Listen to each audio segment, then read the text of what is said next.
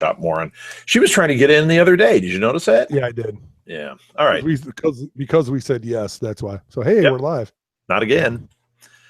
All right. As soon as that goes live over here, I can mute it, and then we can actually get started. Yes, I know. All right. As soon as that goes live over here, son of a gun. There we go.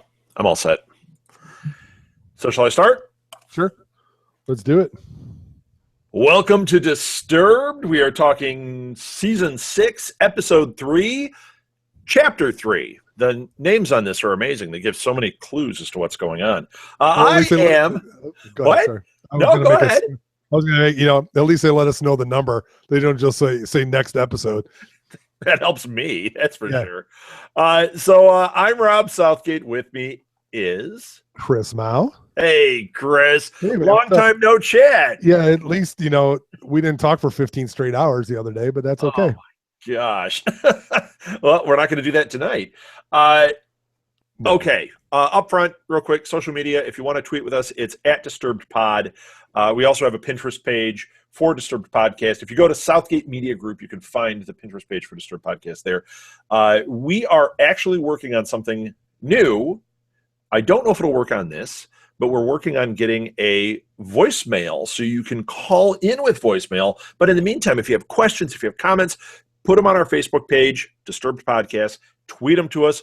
We'll talk about them. If you have theories, if you have ideas, put it out there. We are definitely on board with all of that. Okay. Chris? Yes, sir. What are your first thoughts on this one? Oh, what the... what the? That's a good one. I love when they have, the first two episodes have been tame, but with a lot of meat to it, and then they just threw all the meat on the fire this time. That's the way I'm going to look at it. They just, they really kind of did. This isn't going to be about this. This isn't. No one's naming Mason here. This isn't going to be about this. Oh, it's about this. They set the tone, and it really fleshed out Kathy Bates's character, which was awesome. They showed some cracks in the main people's kind of togetherness. I thought it was just great. So yeah, you know what? I am digging this season so much. And it's funny because the last episode, I was like, that was one of the most outstanding episodes they've had of the series. Like, it just really did a lot for me. This one, I think, topped it. Well, this was a very American Horror Story type episode. It really was. The first two have been very horror film type episodes. Like, hey, we're just going to scare the bejesus out of you. Here you go. And especially that second one. And then they just brought in, the hatchets and the blood and the sex and all of that stuff, and here you go. So, all those American Horror Story elements were all there. And our first tie-in, our first legitimate tie-in to another show without any supposition, without anything, was right there in the Cricket character. What? Because Cricket says he's from New Orleans and he's a psychic. Oh, I didn't think of it in those terms. Right. I was looking for characters, but he's going to have something to say about what we experienced with Coven, for sure. I mean, it's coming because there's already witchcraft going on with Lady Gaga's character. And I know, did we talk about it on the show, or did we talk it in private, where we thought maybe she was the Countess? I don't think she's the Countess. I think she's... Yeah, I don't think so either. She's a witch that's going to definitely tie into, It wasn't you and I that had thought that. It was something that we were seeing online. I think actually somebody may have even tweeted it on our Twitter. And both of us had said that didn't sound right, but it was a theory that was floating out there. Sure. I've also heard the theory that the Kathy Bates character was going to turn out to be that character. It's not at all. No, not at all. But she's outstanding. She is so good with her voices and her dialects. Yeah, her dialects. With that kind of Scottish Old English kind of, it's just crazy good. Yeah, no, she's nailed it as usual. You know what? It's going to be half the show talking about how good the acting is on this. This is just outstanding. I mean, everybody's killing it. This one went really deep down the weird rabbit hole. Yes. You know, if we think about the last 2 episodes, we're getting all these things that are a little bit more typical of ghost stories, horror stories. Yeah, they were cool. Yeah, they were getting deep. The bunker and all that stuff. It's reminding us of Conjuring and things like that. Right. All of a sudden, here we have these little, what I'm assuming are little inbred kids nursing on a pig covered in filth. We haven't seen that before. No. That was, I don't know about you, but when that happened, it was like my mind was blown. Right. It's like, number one, how did they think of it? Number two, I mean, that's one of those ideas where you're like, hey, we should do this. They did it. It's crazy. Well, and then they say this one word. I had no idea what it was, even though that's what I suspected it was. But what was the word? I couldn't decipher. Croatoan. So is that what they were saying? So that is what they're saying, because they tie into, you see how it comes up later in the episode. Now I'm drawing kind of a blank. I'm sorry. I'm a little tired, but somebody keeps saying that word. I think that was Cricket said the word Croatoan. Yeah, Cricket definitely said Croatoan. Cricket said it. So the whole thing about Croatoan, wasn't he yelling it? Wasn't he yelling it? When he was in the house, and he yelled it out when all the windows went out? Croatoan. Right. So what allegedly had happened is that when they found the colony, empty, the Indians went there, and in order to ward off all of the evil spirits, they carved the word Croatoan in, which is supposed to be one of their shamans' ways of dispelling the evil spirits. Right. And that word is supposed to have magic power, and it's supposed to dispel the evil spirits. That's why Cricket said it. That's why the kids say it, to dispel the evil spirits, or to at least block them from there. Right, right. And that's what he said was I can't think. Matt said, this is, I didn't realize it was a warning. Yeah. I didn't realize it was, and it wasn't a warning from what you're saying. It was more of a dispelling the evil, but still they could take it as a warning. Like, there is evil here. Why are these kids yelling this? Okay. I want to get into this before we get further down here, because frankly, we've mentioned him already. I think the greatest addition to this season, possibly the greatest character ever to appear on American Horror Story, debuted. Cricket is amazing. Oh, yeah. You know what? I will take the Cricket spinoff show. They better not kill Cricket by the end of the series. I want Cricket to be around. And the thing is, I don't want every season to have Cricket, but maybe Cricket is your glue, because when this guy showed up, oh, he's fantastic. We were both watching it. Martha and I are watching it, and I think that was the moment for her, because she hasn't watched the series. We talked about it before, how she wasn't as into it. She watched it last week with me, thought it was creepy. When I said I was going to be watching it for this, she was like, oh, well, I'll stay there and watch. But it wasn't that like, I'm engaged watch. It was more like, I'm interested. Sure. Cricket comes on. It was like all eyes went on the screen for the rest of the episode, because Cricket's amazing. How poltergeist was Cricket? Didn't you think that immediately? I saw him walk in. He's like, oh, this house. I'm like, it's totally poltergeist. I'm waiting. Yeah, I actually wanted to hear him squeak and slosh like the woman who played her in Poltergeist when she was in 16 Candles. I wanted that to happen when he walked around.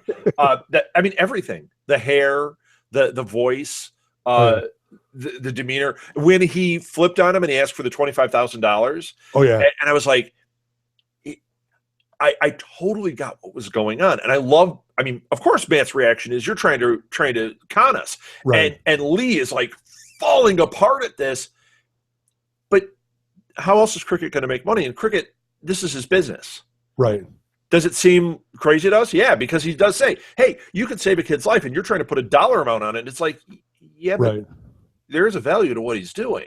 Absolutely. And he seems legit. He seems legit. He seems legit. I mean, I'm going to give him the benefit of the doubt that he definitely he is psychic. Yes. Or psychotic. Because if what we're seeing is real, if that's not the reenactment, which they're saying it's the reenactment, if it is, then we don't know if he's real.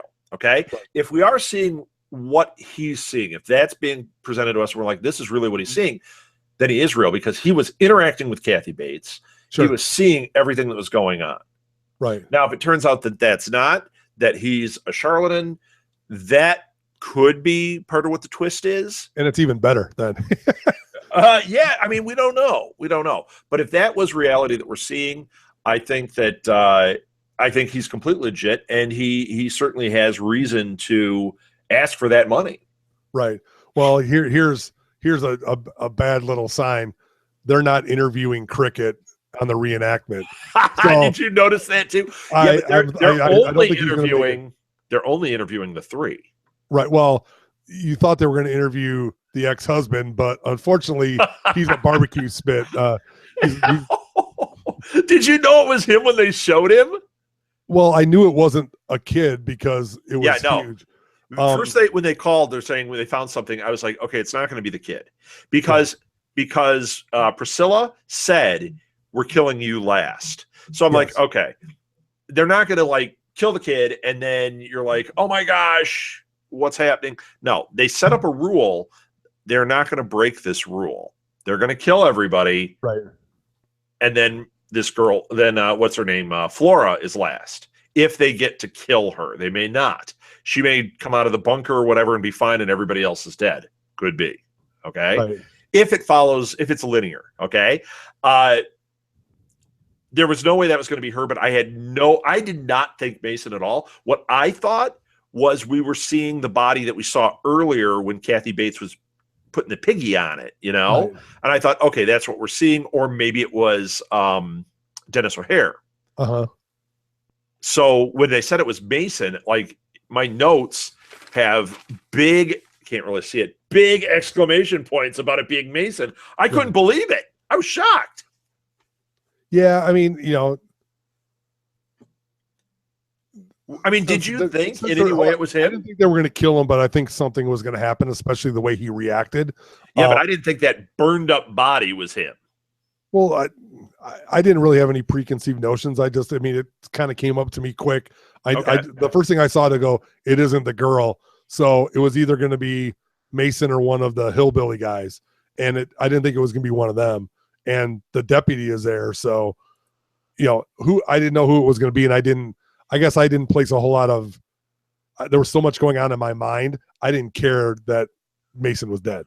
I don't care. I really don't care that he's dead. It doesn't matter to me. Yeah. No, I get you. I don't really care either. I thought he was great. I thought it was a good character. He's not the reason I'm watching the show. Okay. What do you make?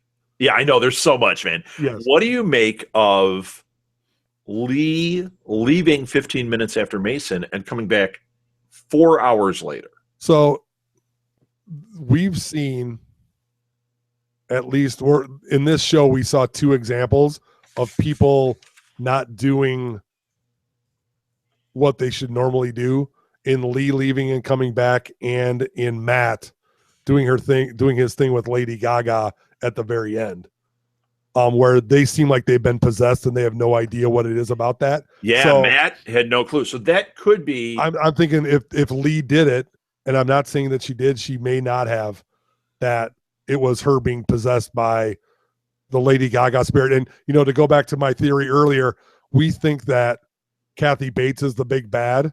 I don't think Kathy Bates is the big bad. I think Lady Gaga is the big bad, if not somebody else is the really evil person here. And they're just playing with all of these little toys on the. I think you're right. I think Lady Gaga is a pawn, not a pawn, but she is a tool of whatever the big bad is. I think we're being led to think Kathy Bates, then we're being led to think Lady Gaga. Right. And I think you're right. I think we haven't had the reveal yet. What if it's Evan Peters? What if he's Piggy and it turns out Piggy is really the big bad? I don't know. Well, it seemed like, when they did the whole pig heads thing, that was a punishment, that it was somebody being punished for stealing or doing something against the colony. Because that makes a lot of sense. This is Kathy Bates. That scene was Kathy Bates after she gave her soul to Lady Gaga, after she gave her soul to the devil, whatever you want to interpret that as. And that's what she did after that. So I also, knowing this show, I also would be very surprised if Lady Gaga is the big bad, and I'll tell you why. She was the big bad last season. Right. They're not going to do it 2 years in a row with her. So no, and they're not going to make her a similar type of big bad. You know what I mean? right. Even though she's not a vampire, she's whatever this demon thing is. I have a feeling that she is a puppet to whatever this is. Her role is to gather the souls and possess them and do their stuff. Kathy Bates is to be the hammer, the heavy. I wonder if we start analyzing what they are, if there is some other correlation to this, almost like the Seven Rings of Hell or the Mortal Sins. I wonder if as we're getting revealed, we could start equating them to some of these. Oh, hey, I wanted to talk about something else. Something that stood out to me this time. The window. To me, I keep looking at those windows, right? Right. There was a shot outside of the house. That window looked like a heart. It does. It's an upside down heart. Right. No, going up. And when they were inside, it looked like an upside down heart. Right. So I wonder if there's even something in that. You know what I mean? Well, Danette said, and I don't know if Danette's on. I don't have it up on. I don't have the chat room up, but that the front of the house has the hearts going down, and the back has it up, or one way or the other. So maybe that's just the view. So maybe that's just what it is. Okay. Maybe that's just what it is. But I still think that when it goes down, bad stuff's happening, and when it goes up, is good stuff. I don't know. All right. Oh, Danette is here. So, hey, Danette. Hi, Danette. I'm asking if Lady Gaga is the big bad. Let's see what people say when they're on here. I tend to not think she is. That's kind of where I'm at with it. Yeah, I think there's going to be something else because there has to be. Like you were saying, I think that's a great call that they don't do that twice. Although they did that with wasn't Jessica Lange pretty much the heavy a couple times? She wasn't. I mean, like she wasn't in the first season. She was she in the second season? She was in the third season. She was definitely in 3 and 4. No, not in 4. She wasn't the heavy. Oh, I disagree. I think that the villains were like, there were multiple. I think that she was a freak. I think the ones that weren't freaks that were the big bads, which would be Chickless, I think was a big bad. Dennis O'Hare. And Dennis O'Hare was absolutely a big bad. They were killing the freaks. Right. And she was not. She was misusing them and abusing them for her own gain, but she also had been misused and abused. Sure. She was part of the freak show, just like in the other ones. She was the big bad in 3. Yes. She was not any other time. She was a bad, just as Kathy Bates has been too. Yeah. Well, And I think it would be interesting if Kathy Bates had been the big bad, but I'm glad she's not. I don't think she is. I think she's terrible. Yes. I think she's an awful thing. Yeah, but she's been that. I mean, she wasn't in Freak Show. She wasn't in Hotel. Right. She was in Coven. Yes. Right. And that was the first one she was in, and she's definitely in this one. So she she gets that. And I think that they might be doing, like you said, that if Lady Gaga is a witch, let's say, I think that they might really be making Coven their connective tissue throughout. We are seeing, elements of first season. We are seeing things that are reminding us, just like we did last season, we were seeing these things. But since we had the one character, we had a Queenie last season, and now we're getting a little bit of this mystical witchcraft stuff again. Wouldn't it be interesting if the rumored cameo of Jessica Lange showed up and she was the character from 3? Yeah, that would be kind of cool. And she has tie into the witches somehow. She has the confrontation with Cricket.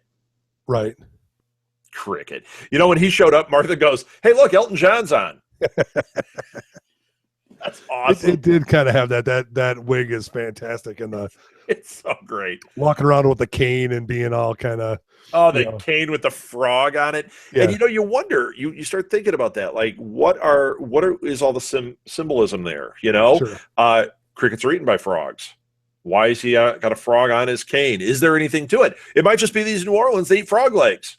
Right. We don't know. Or the fridge. There are fridge there. Yes. So yeah, he's what a fantastic character. What a great role to play.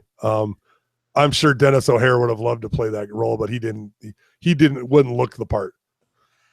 Even if he put that wig on, he wouldn't. He's not. I think Cricket does have to be that kind of smallish. Definitely like the lady in Poltergeist. Gotta have that make look. The sloshing sound. She's got a. Yeah, I want the whole thing, man. That'd be great, but I don't know where they're going with this. I mean, from the trailer where they come back and Cricket said, "Well, you promised to leave and you didn't." It sounds like more bad choices, more of the show of bad choices, which continue. You know what? We are going to have to do that. You know what? I didn't even think about the bad choices here, and there were tons of them. Nothing like last week, though. Last week was amazing. But still, there's still bad ones. I mean, why would Shelby call the cops on Lee after all of this? Yeah. Excuse me. I mean, I mean, I understand that she's hurt and mad, but after all of the crap that she's seen, she would have to know that something is up. Right. I mean, after all that, Matt has been by her side when she's done some pretty crazy stuff in the last, it's not a whole lot of time, but it's the last couple of weeks. Yeah. Whatever it is, you think she would have a little bit more empathy about it. Yeah. Yeah. And you know what? Once again, if we go back to the idea of we don't know which one is reality and which one isn't, maybe we're not seeing all of those pieces of the story. So when we're thinking, sure, well, she's not empathetic here, maybe she's not at all. Maybe what we're getting said by the unreliable narrator is telling us that we're getting that wrong, which is a possibility. Somebody is an unreliable narrator here. I guarantee it. Oh, sure. Plus, we talked about it last time. There was the off-camera producer or director. Right. And people are speculating a lot about that. It definitely wasn't Evan Peters' voice. I listened to it. I'm like, nope, not him. Right. But there was something about it. The way he interacted with, was it Shelby or Lee? With Lee. Right. Lee. That it seemed almost like she was being forced, like she was being captive to do this. Now, it wasn't because you saw her, they got her the water, they did all that, and you're like, okay, maybe they just got the emotions high and they did this. But there was something a little unsettling to me about that interaction. I don't know. Well, but I mean, in those instances where they are trying to get that story out, I would think that people, tend to get caught up in the emotions and then say more than they want to say. And then they say, oh, wait, I can't deal with these emotions because they're bringing it back up. We need to stop. And then it's the producer's job to be like, no, you told us you'd give it this story.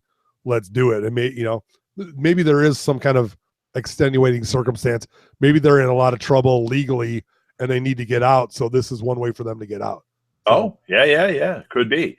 Now, I wonder, what if it's that? What if this whole thing it turns out is fabricated because they're trying to get out of a bad real estate deal and they're telling this big story, much like what they say happened with Amityville Horror. They say that, this family did this, they sold the rights, they did all this stuff. And now you have this dichotomy of there are people involved in it, people that didn't even profit from it, saying, no, this all happened. There are a few inaccuracies, but stuff that's inaccurate is stuff that is like even further beyond what they exposed. And then you also have the people that are saying it's clearly been, and reliable people saying this was clearly a hoax. They were doing it because they were in a bad real estate deal, or they were trying to capitalize on the how The Exorcist was so popular, and there was a lot to capitalize there. I wonder if that's the route they're going. If they're building an Amityville Horror type story, and it's episode 6, we're going to find out this was a real estate scam, but then all hell actually breaks loose on. Right. They're doing it as a that's a good one. They're doing it as a scam, and then it really is what it is. Yeah. I mean, what if it is? And what if it's that never mind. That one's completely garbage. For me to throw it away, it's garbage. Are we throwing away the alien abduction theory? No, I'm never throwing that away. Never. Like Troy's never throwing away that Red is the mother, the father, the mother. Yeah, the mother. Yes. You know what? I actually, at this point, I really don't think it's going to be alien abduction. I think that might be off the table. Mm-hmm.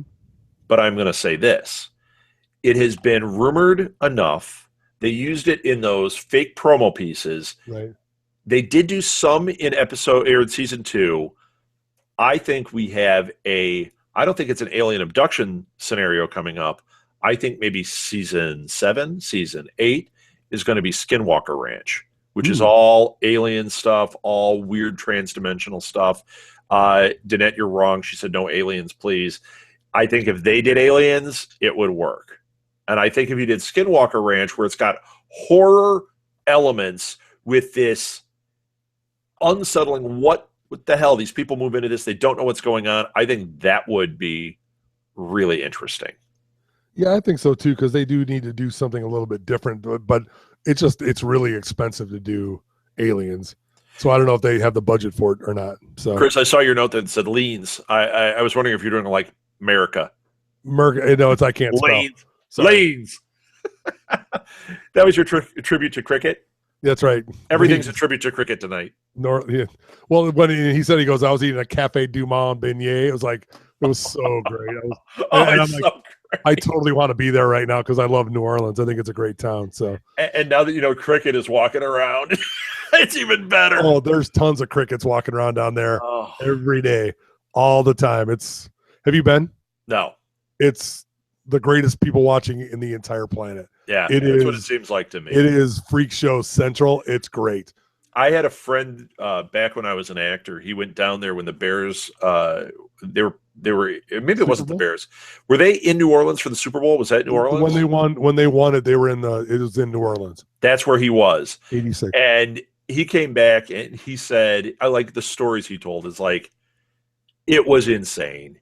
It was the greatest place ever. And he said it was so distracting. He almost didn't care. And he was a big Bears fan. He's like, almost didn't care that he was there to see the Bears. Oh yeah. For him, a spectacle. He said it was the people, it was the nightlife. And he said it was like, he's never seen anything like it. It is an unbelievable mix of people. The first time we went down there, we were going on a cruise. We would go down. We've done this 3 times, go down a couple of days early, spend some time, and then go on the cruise and come back and go home. So we're on a plane like red eye, like not red eye, like first plane in the morning on Friday because we want to spend the day in New Orleans. There's these 3 kids, 20-somethings in business suits, pounding liquor on the plane. And I looked at them. I go, you do realize, guys, that you have to drink all night. I go, you might want to slow down just a little bit now. Somebody's going to be dead. build up a little bit. I go, either that or you're going to be asleep before you even get there. Exactly. So, we're there. So we get down there. I wanted to see Bourbon Street because I wanted to see it. Yeah. Not that I was really interested in doing whatever, driving around, but we're walking and I see one of the guys in his suit, all dirty. He's just obliterated. And I'm like, are you going to make it? And he's like, I don't think so. And this was like at 9 at night. Oh man. But I mean, what a waste of money though. You didn't get to experience it because you got blasted on the plane. That's what you do. And it's, it's a place where anything goes and everything goes. You literally are walking down the street. They're handing you alcohol because you can drink in the streets as long as it's not glass. Right. There's people dressing, undressing, things being thrown, people going to the bathroom, people doing other things, just wherever. And they literally, I think they just, at the end of the day, they just wipe the street, take off the layer of scum, and go back at it. Fire hose, boom. I mean, great, like little places to eat, like at 3 a.m, like these great little diners, all sorts of different clubs and bars. It's great. And cricket walking around. And the oldest bar in North America is there. I believe it's Jacques Lafitte's, like his supposed hideout in the when he was there, but they've turned it into a bar. It doesn't have power on its own. So when we went there the first time, all it was lit by candles. And then it's funny, they had one poker machine in the corner that was plugged into the neighbors literally through their window. That was the only electricity in the place. Sounds like The Simpsons. Remember when Homer had the power thing going into Flanders? Why is my bill so high?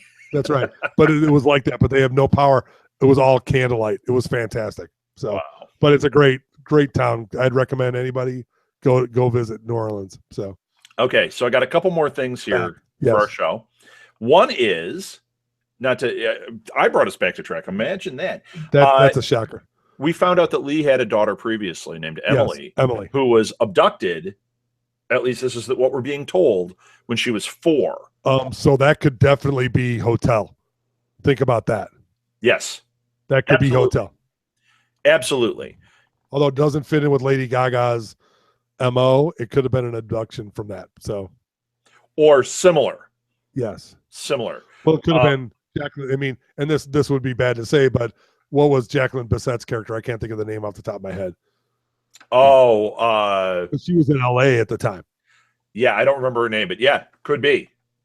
Could just be that type of abduction. We don't know. Right. Wouldn't it be interesting if she showed up as a vampire? Yes. But I mean, Cricket. But there are no other vampires. No other vampires. Just that. Yeah, Cricket brought it up. I think that daughter, something else happened with that daughter, and that's why he was letting her know that he knew to add legitimacy. Right. But if it had been something like she's been turned to a vampire, there would have been some type of indication. I don't think that's going to happen. But interesting thought. Yes. We also so we have that story. We also saw what played out with the butcher, and I thought that was interesting too, because she actually thought she was doing the right thing. She didn't butcher until Lady Gaga gave her new life.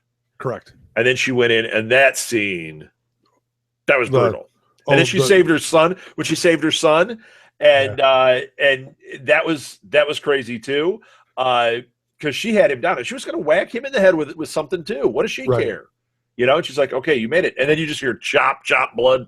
It was like, wow. Yeah, it was original. That was like the American Horror Story moment for sure. Yeah, we're just gonna just indiscriminately just start killing people, and when the guy got chopped in the head, the first guy, and his eyes are still moving, he's like sitting there like that was like, that's awesome. Oh, it's so gross. And you saw this split. It was like right out of Hannibal Lecter with the cleaver. Well, yeah. Or I was thinking when they were going through when he was eating the brain out of Ray Liotta's head. Yeah, exactly. Kind of reminding me of that.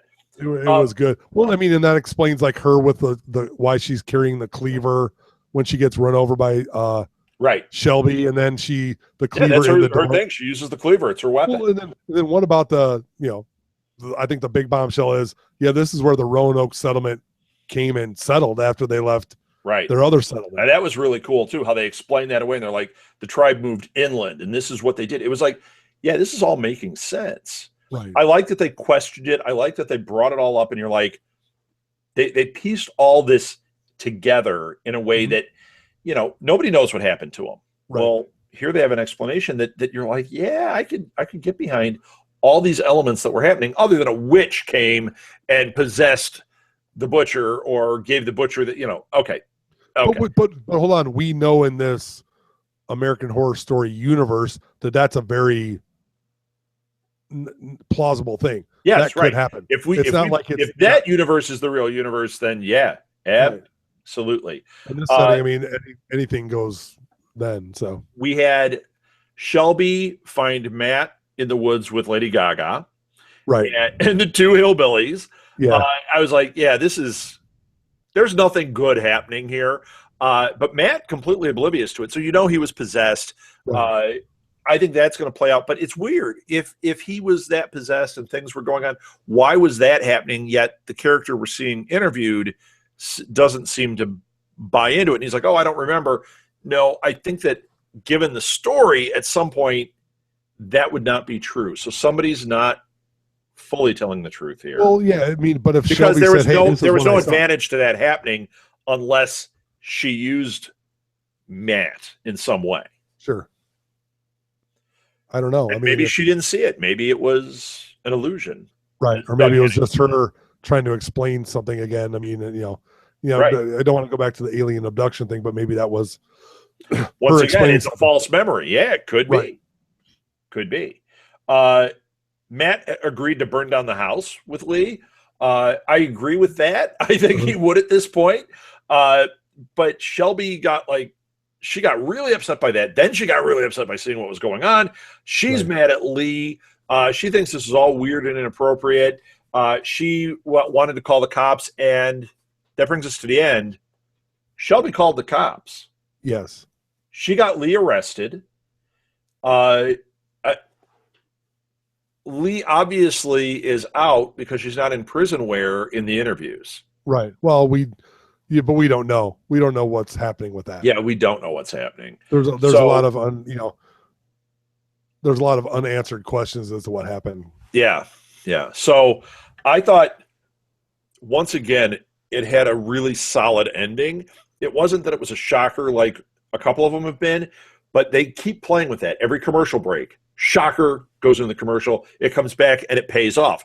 Right. The show ends, shocker, comes back. This didn't have like a horror shocker. It had a shocker that was more emotional, which is, wow. It was a Shelby, plot. It was a plot shocker. It was a But here's the thing. Cops. If she's a cop, if she's a police officer, why would she string him up and burn him alive? Why? She was possessed. She was possessed, but there's no reason for her, if she did it as Lee, to do it that way. They can't find themselves 10 feet from the house.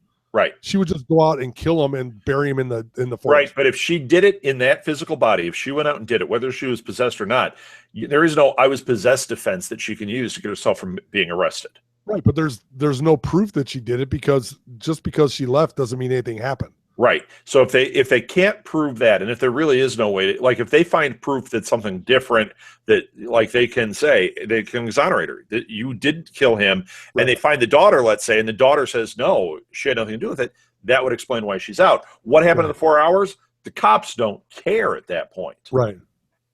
They just care that you didn't do this crime, you didn't do this, there's no crime to investigate.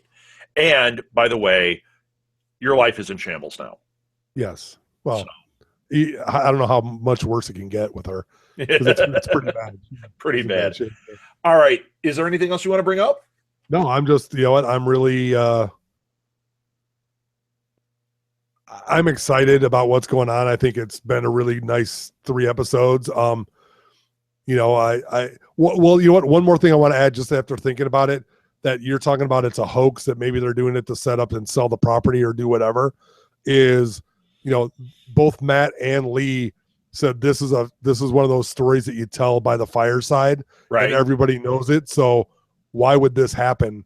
And why wouldn't we have heard about this until now? Right. You know what I mean? Where they say, everybody knows this story that's from North Carolina. Everybody knows that Roanoke is from over there. Right. So why is it over here? And like, are they setting it up? Why is it here? Yeah. I mean, when they're doing it in the documentary, it's like, of course this isn't it. Which makes you think they're trying to build, like the filmmakers are trying to make a Blair Witch story, yet when the cards are flipped, we're going to find out it's all real. Right. Maybe they're going to out Blair Witch. Who knows? Yeah. Who knows where that's going to lead, but it's going to be interesting to see what happens. And I'd like to see when Kathy Bates gets really pissed off, what's going to happen to the house. Because there's going to be some crazy shit going on. Oh, yeah. It's going to be nuts. All right. I'm going to end it. Thank you so much for listening, everybody. You can find these episodes. They'll be edited down and made into podcasts. So you can find them on iTunes and Stitcher and Google Play under Disturbed Podcast. You can also find them on our website, which is southgatemediagroup.com. Follow us on Twitter, as you have seen throughout the episode down here, Disturbed Pod. Find us there. And we have a Pinterest board. Look for Southgate Media Group. There's a really cool board, and we are building a lot in there. Over the course of the next week or so, we'll start adding a whole bunch of memes that we're making and other stuff that are a lot of fun. And Cricket for spoiler, Cricket is going to be involved in some of those. Yes. Chris, one more time, what's your social media? Where can they follow Absolutely. you and ask you questions? You can find me at theblueboxcafe.com or at Blue Box Cafe or Blue Box Cafe 176 on social media. And find us on Facebook. Join the Facebook group. Get in conversation there. That is key to everything. Got questions, got theories, just want to give us a little garbage about our background, do it. That's where you can do it, and we will address it here. The other thing is, hopefully by next week, we'll have it worked out that we can start taking some voicemails. Ideally, we'll have it set up before next week, before we announce it there, so we'll actually have some that we can either play on here or that we can edit into the podcast. So, just, like Rob said, send us a message on Facebook. We've responded. We will respond. We'll get back to you. And if you want to do an audio one and we don't have the voicemail set up, you could always email us, southgatemediagroup@gmail.com. You can always email it there. Just make a little audio clip. You can do it from your phone and then just email it to us, and we will put it in there. So there you go. I think I'm done. You know what? Let's go look for Roanoke. Oh, no, I got a better ending. I got a better one. Croatoan! Croatoan! That's it. Cricket out.